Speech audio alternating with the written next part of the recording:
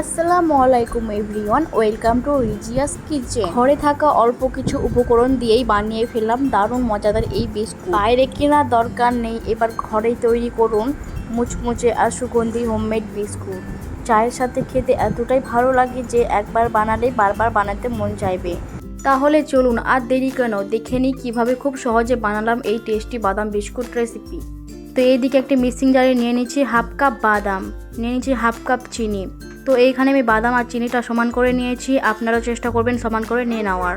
এবারে এইগুলোকে আমি পেস্ট করে নেব। তো এইখানে আমার পেস্ট করা হয়ে গিয়েছে, এবার একটা সাইডে রেখে এইদিকে একটি বলে ছাকনা বসিয়ে নিয়েছি। এইবারে নিয়ে নেব 1 কাপ ময়দা, নিয়ে নেব 2 চা চামচ গুঁড়া দুধ, এইবারে নিয়ে নেব হাফ চা চামচ বেকিং পাউডার, নিয়ে নিচ্ছি হাফ চা চামচ লবণ। এইবারে এই শুকনো উপকরণগুলিকে চেলে নেব, আপনারাও চেষ্টা করবেন কিন্তু চেলে নেওয়ার। তো এখানে আমার চালা হয়ে গিয়েছে, আর দেখুন কতটা দানা অংশ বেরিয়েছে। এইবারে বাদাম আর চিনির পেস্টটা করে রেখেছিলাম, সেই পেস্টটা ময়দার মধ্যে নিয়ে নেব। তো বাদাম আর চিনির পেস্টটা এখানে আমি পুরোটাই নিয়ে নিয়েছি। এবারে ময়দার সঙ্গে খুব ভালো করে হাত দিয়ে মেখে নিতে হবে। তো এটা একটু সময় নিয়েই মাখবেন, হাত দিয়ে এটা ভালো করে ডলে ডলে মেখে নিতে হবে। হাতের মধ্যে কিছুটা ময়দা নিয়ে চেপে দেখবেন, যদি এইরকম ডালা হয়ে যায় তাহলে বুঝে নেবেন এটা খুব ভালো করে মাখানো হয়ে গিয়েছে। এইবারে এইখানে নিয়ে নেব রিফাইন তেল। এবারে তেলের সাথে ময়দাটা খুব ভালো করে মেখে নেব। আর এখানে অল্প অল্প করে তেলটা দিয়ে ডো বানিয়ে নিতে হবে। এখানে কিন্তু কোনো রকম পানি দেওয়া যাবে না, এটা তেল দিয়ে পুরোটা মাখতে হবে। আর এটা অবশ্যই কিন্তু একটু সময় দিয়ে মাখবেন, একদমই তাড়াহুড়া করবেন না, না তো বিস্কুটগুলো পারফেক্টভাবে হবে না। তো এটা আমি সময় নিয়ে তেল দিয়ে খুব ভালো করে ডো বানিয়ে নিয়েছি। এইবারে ডোটা সাইডে রেখে দিচ্ছি।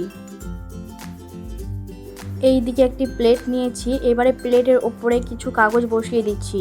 আপনাদের কাছে বাটার পেপার না থাকলে আমার মতন কাগজ নিয়ে নিতে পারেন। এইবারে কাগজের ওপরে ভালো করে তেল ব্রাশ করে নেব। তো চারিদিকে আমি ভালো করে তেল ব্রাশ করে নিয়েছি। এবারে অন্য একটি প্লেটে নিয়ে নিচ্ছি বাদাম। তো আমি বাদামগুলোকে হালকা করে ভেঙে নিয়েছি। এইবারে নিয়ে নেব 1 চা চামচ সাদা তিল। আপনাদের কাছে তিল না থাকলে স্কিপ করতে পারেন, বিস্কুটগুলো সুন্দর দেখাবার জন্য এখানে আমি সাদা তিলটা নিয়েছি। তো এইখানে আমি কিছুটা ডো নিয়ে নিয়েছি।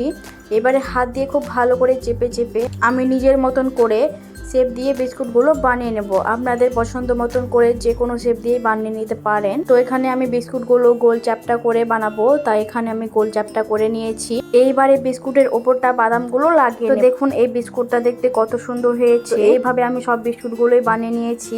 তো এইদিকে আমি চুলায় কড়াই বসিয়ে নিয়েছি। এবারে কড়াইয়ের উপরে একটা স্ট্যান্ড বসিয়ে দিচ্ছি, আর কড়াইটা কিন্তু খুব ভালো মতন করে গরম করে নেব।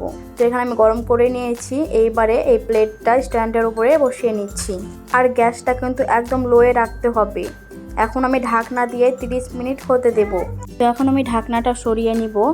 আর আমার বিস্কুটগুলো প্রায় 30 থেকে 40 মিনিট সময় লেগেছে হতে। তো এখানে আমার বিস্কুটগুলো হয়ে গিয়েছে, এখন আমি প্লেটটা তুলে নেব। মাশাআল্লাহ, বিস্কুটগুলো কত সুন্দর হয়েছে আপনারা দেখে বুঝতেই পারছেন। আর বিস্কুটগুলো খুব সহজেই কিন্তু প্লেট থেকে উঠে যাবে, একদম চিন্তা করবেন না। আর বিস্কুটগুলো কিন্তু আমার এখনও গরম হয়ে আছে।